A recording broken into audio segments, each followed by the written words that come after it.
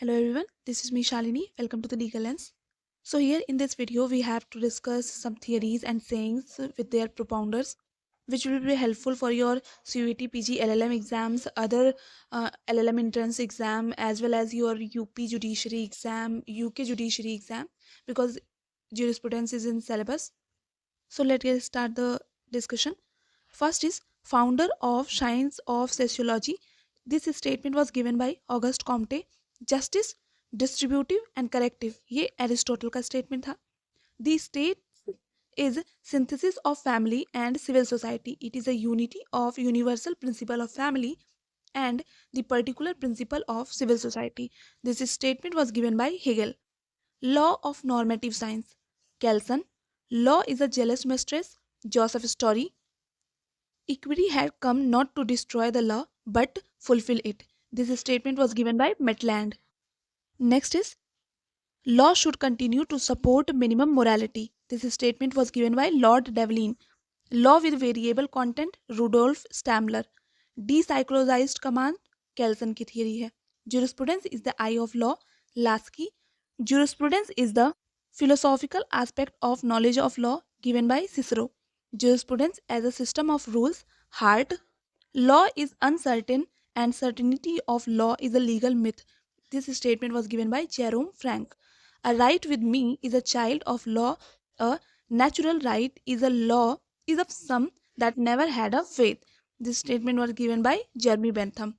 One shared morality is essential to existence of any society. This statement was given by Hart. Next is the idea of social function crowds out the conception of subjective rights is given by Dugwit. Law is a reason free from all passion. Aristotle. Law is not to be deduced from the rule but the rule from the law. Paulus. Law should continue to support minimum morality. Lord Devlin. Province and functions of law. Julius Stone. Theory of legislation. ये book है Jeremy Bentham की. Natural law theory with variable content R. Stamler. Propounder of declaratory theory of judicial precedent Blackstone. Legislation is formal utterance of the legislative organ of the society Gray. Presumptive pattern of behavior given by Dias. Next is animus domini is an essential of possession according to ये सेवाइनी के according. Bracket theory is related to legal personality. Friction theory related to legal personality. Theory of corporate personality. Will theory. Purpose theory given by Brins. Realist theory given by Girk. Next is Kohler, which is belongs to natural school, is called that neo-Hegelian. Hegel ये philosophical jurist थे. Roll theory of justice given. Essay political liberalism given by John Rawls. Theory of inner morality of law given by Fuller. Aristotle was believer of absolutism. Next is which was asked in previous year question of CUET LLM PG exam. Montesquieu belongs from France. Eyring from Germany. Ehrlich Austro-Hungary and Roscoe Pound from America. Next is jurist of philosophical school Hegel. How did law come to be? Historical school. Natural law is not considered as absolute but is given by Stamler. Next is who is the main pioneer of sociological jurisprudence is Montesquieu. Hello everyone, this is me Shalini. Welcome you all in the third session of jurisprudence where we will discuss about the various schools of jurisprudence. This session of jurisprudence is exam oriented, so each and every point of discussion will be important for your upcoming examinations. As you know, jurisprudence is asked in many exams, many states in their prelims exam for 2 to 4 marks. So for this purpose, we will see. So let's start the discussion. अभी तक हमने 2 topic jurisprudence के cover कर लिए हैं जो कि exam purpose से उनसे भी क्वेश्चन 2 से 4 मार्क्स के पूछ ही लिए जाते हैं. वो बेसिक्स थे और इंट्रोडक्शन पार्ट था, तो आप उसे भी देख सकते हैं. एक सेशन इंट्रोडक्शन का है और दूसरा जो है वो इम्पॉर्टेंट बुक्स है और उनसे रिलेटेड ऑथर हैं ज्यूरिस्प्रूडेंस में, तो आप उन्हें भी एक बार चेकआउट कर सकते हैं. सो स्टार्ट करते हैं हम अपना discussion. So there are basically 5 schools of jurisprudence. पहला है natural law school, second one is analytical school, third historical school, fourth sociological school and fifth one is realist school. अब हम बारी बारी से एक एक स्कूल को देखेंगे, किस स्कूल की क्या थियरी थी और उनसे जो भी इम्पोर्टेंट क्वेश्चंस बनते हैं हम उन्हें भी देखेंगे. सो स्कूल ऑफ ज्यूरिस्प्रूडेंस में जो पहला स्कूल आता है वो है नेचुरल लॉ स्कूल. ये थॉट जो है वो डिराइव हुआ था ग्रीक और यूनानी थॉट से. सो इस स्कूल का ओरिजिन है वो एक यूनानी थॉट से है. ये अपनी वैलिडिटी कहाँ से डिराइव करता है? ये नेचर से अपनी वैलिडिटी डिराइव करता है, जिसका मतलब है कि एक ऐसी फिलॉसफी ऑफ लॉ है जो इस बात में बिलीव करती है कि इनहेरेंट पावर जो कि नेचुरल लॉ हैं, प्रकृति प्रदत्त नियम जो हैं, वो सभी सोसाइटीज़ के लिए कॉमन हैं. इसको हम एक एग्जाम्पल के थ्रू समझते हैं. फॉर एग्ज़ाम्पल, एक फील्ड में अगर 5 आदमी खड़े हैं तो अगर सनलाइट आ रही है तो उन पांचों पे इक्वली आएगी जो भी उस फील्ड में खड़ा है. तो उसी तरीके से जो नेचर है वो किसी भी तरीके का डिस्क्रिमिनेशन नहीं करती है, ना तो रिलीजन के बेसिस पे, ना race, caste, sex, place of birth, इन किसी भी चीज़ के बेस पे वो डिस्क्रिमिनेशन नहीं करती है. उसके लिए सब लोग समान हैं. तो उसी तरीके से उसी थॉट को लेके नेचुरल लॉ स्कूल अपना वर्क करता है. Nature never commits discrimination. Next point है natural law is a method to search humanity. तो नेचुरल लॉ जो है वो ह्यूमैनिटी की सर्च में भी वर्क करता है. वो भी एक मेथड है. नेचुरल लॉ जो है एक मेथड है ह्यूमैनिटी सर्च करने का. नेचुरल लॉ किस पे बेस्ड है? तो है just, fair, reasonableness, uniformity and universality पे ये बेस्ड है. ये कहता है कि law without morality can not be exist. मतलब चेक एंड बैलेंस का जो थियरी है वो होना चाहिए. आर्टिकल 14 ऑफ कॉन्स्टिट्यूशन में जो रूल ऑफ लॉ और ड्यू प्रोसेस ऑफ लॉ की बात की हुई है वो भी इसी स्कूल पे बेस्ड है. कॉन्स्टिट्यूशन का जो ईपी रोयप्पा केस था और मनेका गांधी केस है 1978 का, ये भी नेचुरल लॉ फिलॉसफी पे ही वर्क करते हैं. ह्यूमन राइट जो है वो भी इसी थॉट से डिराइव किया गया है, नेचुरल लॉ से ही डिराइव किया गया है ह्यूमन राइट्स को भी. अब हम देखेंगे कि नेचुरल लॉ स्कूल जो था वो कितनी क्लासिफिकेशंस थी, कितने स्टेजेस में वो चला था और उनसे रिलेटेड जो जूरिस्ट हुए थे, उन पीरियड से रिलेटेड जो जूरिस्ट हुए थे उनका क्या कहना था जूरिस्प्रूडेंस के बारे में और नेचुरल लॉ के बारे में, जिसमें बेसिकली 4 पीरियड थे. पहला था एंशिएंट, उसके बाद मेडाइवल आया, फिर रेनेसेंस आया और उसके बाद आया मॉडर्न पीरियड. तो हम देख लेते हैं कि एंशिएंट पीरियड में नेचुरल लॉ स्कूल से रिलेटेड कौन कौन से जूरिस्ट थे उस टाइम पे. तो अगर हम एंशिएंट पीरियड की बात करें तो यहाँ पे हेराक्लिटस थे, सोक्रेटिस थे, प्लेटो थे, एरिस्टोटल थे और सिसरो थे. ये एंशिएंट पीरियड से बिलोंग करते थे. फिर आया हमारा मेडाइवल पीरियड जिससे रिलेटेड सेंट ऑगस्टीन थे और सेंट थॉमस एक्विनस थे. रेनेसेंस पीरियड की अगर बात करें तो इससे रिलेटेड थे Hugo Grotius, Hobbes, John Locke, Rousseau और इमैनुअल कांट. फिर आता है हमारा मॉडर्न पीरियड, इससे related Stammler, Kohler, L Fuller, H Hart and John Rawls. अब हम स्टेप बाय स्टेप देखेंगे कि जो नेचुरल लॉ स्कूल से रिलेटेड जूरिस्ट मेडाइवल पीरियड जो कि बेसिकली डोमिनेटेड था बाय चर्च, इसमें पहले हुए जो जूरिस्ट थे वो सेंट ऑगस्टीन थे. इन्होंने प्रोवाइड किया, he provided religious colour to law. मतलब इन्होंने लॉ के बीच कानून के बीच में इन्होंने रिलीजन को लाना स्टार्ट कर दिया. ही treated nature and God as a source of law. Next jurist हैं सेंट थॉमस एक्विनस. इन्होंने लॉ को क्लासीफाई किया था 4 पार्ट में. इन्होंने माना कि लॉ जो है वो लॉ ऑफ गॉड है, natural law which revealed through reason. एक तो इन्होंने लॉ ऑफ गॉड भी माना था, इन्होंने नेचुरल लॉ को रीजन से कनेक्ट किया, इन्होंने डिवाइन लॉ की भी बात की और इन्होंने लॉ को ह्यूमन लॉ या पॉजिटिव लॉ जो कि रीजन और विल पे डिपेंड होता है, रीजनिंग होनी चाहिए लॉ में, उससे कंपेयर किया. मेडाइवल के बाद आता है रेनेसेंस पीरियड जिसको पुनर्जागरण काल भी कहा जाता है. इसमें पहले जूरिस्ट जो थे वो ह्यूगो ग्रोटियस थे, जिसे फादर ऑफ इंटरनेशनल लॉ भी बोला जाता है। इनका कहना था कि natural law was not merely based on reason but on rights. तो सिर्फ रीज़न पे ही नेचुरल लॉ बेस्ड नहीं होता है, राइट्स पे भी बेस्ड होता है। तो इनका ऐसा मानना था। इनकी 2 बुक्स थी, एक का नाम था law of war and peace, जिसका पब्लिकेशन 1625 में हुआ था, और दूसरी थी थियरी ऑफ फंक्शनल लॉ। फिर आए होप्स, जिन्होंने सोशल कॉन्ट्रैक्ट थियरी दी थी। थर्ड थे रेनेसेंस पीरियड के जॉन लॉकी।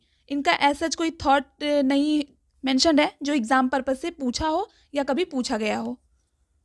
नेक्स्ट है जॉन रूसो, इन्होंने दी थी जनरल विल थियरी। फिर आते हैं इमैनुअल कांट, इनकी बुक का नाम था क्रिटिक ऑफ प्योर रीज़न। इन्होंने 2 थियरीज दी थी। जो पहली थियरी थी उसका नाम था थियरी ऑफ कैटेगोरिकल इम्परेटिव, जिसमें था कि इनकी थियरी जो थी वो कहती थी it expects a man to act in such a way that he is guided by his own conscious. मतलब कि मनुष्य को उस तरीके से ही काम करना चाहिए जिस तरीके से उसका खुद का कंसाइंस जो है, उसका कॉन्शियस जिस तरीके से कहता है उस तरीके से ही किसी पर्सन को एक्ट करना चाहिए। इनका मानना था कि it is a human right of self determination. जो नेचुरल लॉ है वो एक ह्यूमन राइट है ऑफ सेल्फ डिटर्मिनेशन। दूसरी थियरी इनकी थी doctrine of autonomy of will. Ancient, medieval और रेनेसेंस पीरियड के बाद चौथा एंड लास्ट आता है मॉडर्न पीरियड। जो नेचुरल लॉ के रिगार्डिंग में बात करते हैं उनमें है पहले स्टैमलर। इनका मानना था कि law is the law of nature with variable content. दूसरे थे कोहलर, इन्होंने थियरी दी थी इनर इम्पल्स की। इनका मानना था कि लॉ इज़ अ स्टैंडर्ड और conduct which in consequence of the inner impulse that urges upon man towards a reasonable form of life. Third आए एल फुलर। इनका जो मानना था वो था इनर मोरालिटी ऑफ लॉ में। फोर्थ हैं एच.एल. हार्ट, जो अगर बेसिकली देखा जाए तो ये एनालिटिकल स्कूल से थे, पर इन्होंने भी मॉडर्न पीरियड में नेचुरल लॉ से रिलेटेड कुछ बातें कही थी, तो हम उन्हें भी देख लेते हैं। एच.एल. हार्ट का मानना था कि law and morality are complementary and supplementary to each other. And में है जॉन रॉल, इन्होंने दी थी थियरी ऑफ जस्टिस, जो कि नेचुरल लॉ से डिराइव होती है। तो हम क्विकली समअप करते हैं क्या क्या देखा हमने आज। इसमें है पहला देखा कि स्कूल ऑफ जूरिस्प्रूडेंस, इसमें 5 तरीके के होते हैं। Natural law school, analytical school, historical, sociological, realist. Natural law school जो है ये अपना सोर्स ऑफ इंस्पिरेशन नेचर से डिराइव करता है। नेचर जिस तरीके से किसी भी तरीके का डिस्क्रिमिनेशन नहीं करता है अपने सोसाइटी के बीच में और लोगों के बीच में, उसी तरीके से नेचुरल लॉ स्कूल भी वर्क करता है कि लॉ जो होगा वो किसी भी तरीके का डिस्क्रिमिनेशन नहीं करेगा, नहीं करना चाहिए। जस्ट, फेयर और रीजनेबल होना चाहिए, एक यूनिफॉर्मिटी होनी चाहिए, यूनिवर्सलिटी होनी चाहिए। फिर हमने देखा कि नेचुरल लॉ स्कूल जो है वो 4 स्टेजेस में डिवाइडेड था। पहला एंशिएंट पीरियड, फिर मेडाइवल पीरियड, फिर रेनेसेंस पीरियड और फिर मॉडर्न पीरियड। और इनसे रिलेटेड जूरिस्ट जो थे उनका नेचुरल लॉ के रिगार्डिंग क्या मानना था। So this is all for today. Next video में हम नेक्स्ट सेशन में हम एनालिटिकल स्कूल के बारे में डिस्कस करेंगे, और फिर फर्दर हम जो भी टॉपिक एग्ज़ाम ओरिएंटेड हैं, एग्ज़ाम्स के लिए इम्पॉर्टेंट हैं, उन्हें सीरीज़ वाइज डिस्कस करेंगे। I just hope you will like the session. If you have any suggestions then let me know in the comment section. I will definitely work upon that. तब तक के लिए keep preparing, keep shining, all the best, thank you. Jurisprudence के अगर 5 school की हम बात करें तो एनालिटिकल स्कूल ऑफ ज्यूरिस्प्रूडेंस जो है वो काफ़ी डिबेटेबल टॉपिक है, और आए दिन ये एक इंटरेस्टिंग डिबेट का टॉपिक रहता है। इस स्कूल का मेन सब्जेक्ट मैटर जो था वो लॉ और स्टेट के बीच के रिलेशन को समझना था, और ये उनके रिलेशन को एनालिसिस करता है। इनका मानना था कि जो एनालिटिकल स्कूल है उसके अकॉर्डिंग लॉ जो है वो एक एनालिसिस का सब्जेक्ट है, ना कि किसी रीजनिंग का। Hello everyone, this is Shalini, welcome to the legal lens. Jurisprudence की इस सीरीज़ में हम नेक्स्ट स्कूल ऑफ ज्यूरिस्प्रूडेंस देखेंगे, जो कि एनालिटिकल स्कूल अगर इस स्कूल की हम बात करें तो ये काफ़ी डिबेटेबल और इंटरेस्टिंग टॉपिक है जो आए दिन चर्चा में रहता है और ये एग्ज़ाम पर्सपेक्टिव से भी काफ़ी इम्पॉर्टेंट है। एनालिटिकल स्कूल को अगर हम देखें तो ये नेचुरल लॉ स्कूल का कंसीक्वेंस था, उसके कंपैरिजन में आया था, क्योंकि नेचुरल लॉ स्कूल में जो लॉ था वो रीजनिंग पे बेस्ड था। तो कुछ स्टूडेंट्स का ऐसा मानना था कि जो लॉ है वो सिर्फ रीजंस पे बेस्ड नहीं हो सकता है, उनका कुछ अलग मानना था। तो उसी थियरी को वो फॉलो करते हुए उन्होंने नए स्कूल को इवॉल्व किया जिसका नाम उन्होंने रखा एनालिटिकल स्कूल, जो कि लॉ को मानते थे कि वो एनालिसिस का सब्जेक्ट है। एनालिटिकल स्कूल की बिगिनिंग जो होती है वो 90th सेंचुरी में हुई और जर्मी बेंथम को फादर ऑफ एनालिटिकल जूरिस्प्रूडेंस माना जाता है। And first time he utilized the analytical method to study in the place of extract method of natural law. Natural law की जगह पे इन्होंने एनालिटिकल मेथड को स्टडी ऑफ लॉ के लिए यूज़ किया। इसी स्कूल से रिलेटेड नेक्स्ट जूरिस्ट थे सामंड। इन्होंने एनालिटिकल जूरिस्प्रूडेंस को टर्म्ड किया एज अ सिस्टमैटिक जूरिस्प्रूडेंस। फिर आते हैं सीके एलन। इन्होंने एनालिटिकल स्कूल को इंपरेटिव स्कूल कहा। स्कूल का मोस्ट इम्पॉर्टेंट एस्पेक्ट जो था वो था कि law is its relation to the state. Law और स्टेट का जो रिलेशन है वो इस स्कूल का सबसे इम्पॉर्टेंट एस्पेक्ट था और इनके अकॉर्डिंग लॉ का भी सबसे इम्पॉर्टेंट एस्पेक्ट जो था वो स्टेट से रिलेशन ही था। इस स्कूल के मेन एक्सपोनेंट थे Jeremy Bentham, Austin, Salmond, Kelsen और एच.एल. हार्ट थे। इस स्कूल का main focus source of law पे था। Main focus was on to bring certainty in the law. इन्होंने लॉ को मोरालिटी से सेपरेट करने की कोशिश की। That's why they treated the sovereign as a source of law and ignored natural custom, nature custom and जज made law as a source of law. अब हम लाइन वाइज देखते हैं कि इनके मेन एक्सपोनेंट्स कौन कौन थे और उनकी क्या सेइंग्स थी एनालिटिकल स्कूल से रिलेटेड, जिसमें पहले आते हैं बेंथम, जर्मी बेंथम। इन्हें यूटिलिटेरियंस का एक्सपोनेंट माना जाता है। इनकी थियरी जो थी वो थी प्रिंसिपल ऑफ हेडोनिज्म। इसे पेन एंड प्लेजर की थियरी भी कहते थे। इन्होंने एक और थियरी दी थी जिसका नाम था इंडिविजुअलिज्म यूटिलिटेरियन थियरी। इनका मानना था greatest happiness of greatest number. इन्होंने एक और थियरी इवॉल्व की थी जिसका नाम था लाइसेंस फेयर, जिसका मतलब था लेट द मैन फ्री। मतलब अगर मनुष्य को छूट दे दी जाए तो वो अपना अच्छा और बुरा वो सोच सकता है और वो उस अकॉर्डिंग वो एक्ट कर सकता है। नेक्स्ट आते हैं ऑस्टीन। ये काफ़ी इम्पोर्टेंट जूरिस्ट हो जाते हैं एनालिटिकल स्कूल के पर्पस। इन्हें फादर ऑफ इंग्लिश जूरिस्प्रूडेंस भी कहा जाता है। इनकी थियरी का नाम था कमांड थियरी। इनका मानना था कि there can be no law without a legislative act. इन्होंने अपनी कमांड थियरी के 4 एट्रीब्यूट्स दिए थे: sovereign, command, duty and sovereignty. Sorry, ये सैंक्शन होगा, ये 2 जगह, ठीक है। अब है इनका मानना था कि जो लॉ है वो कमांड ऑफ सॉवरेन है और अगर उस कमांड को फॉलो नहीं किया जाता है, अगर सॉवरेन के कमांड को फॉलो नहीं किया जाता है, उनके ऑर्डर को फॉलो नहीं किया जाता है, तो आपको उसके लिए सैंक्शन किया जाएगा। उसके लिए जो सैंक्शंस प्रोवाइडेड हैं आपको उनके लिए पनिश किया जाएगा। तो इनके जो ये 4 थे वो एसेंशियल एट्रीब्यूट्स थे ऑफ पॉजिटिव लॉ। इनका मानना था कि existence of law is one thing, its merit and demerit is another thing. फिर आते हैं एच.एल. हार्ट। इन्होंने प्राइमरी और सेकेंडरी रूल्स डेवलप किए। इनका कहना था law and morality are complementary and supplementary to each other. Next exponent थे यहाँ के केल्सन। ये मानते थे नॉर्मेटिव ऑर्डर में। इनका बिलीव था नॉर्मेटिव ऑर्डर में। इन्होंने ग्रैंड नॉर्म थियरी दी थी कि कॉन्स्टिट्यूशन सुप्रीम है, जो भी लॉ ऑफ लैंड है वो सुप्रीम है और सबको उसके अंडर में रह के ही काम करना चाहिए। इनकी थियरी का नाम था प्योर थियरी ऑफ लॉ। इनका मानना था कि लॉ जो है वो फ्री है from ethics, politics, sociology, history, religion etcetera. So this is all regarding analytical school of jurisprudence. If you like the session, please share it with your friends. It will be an encouragement for me. तब तक के लिए keep preparing, keep shining, keep learning. All the best. Thank you.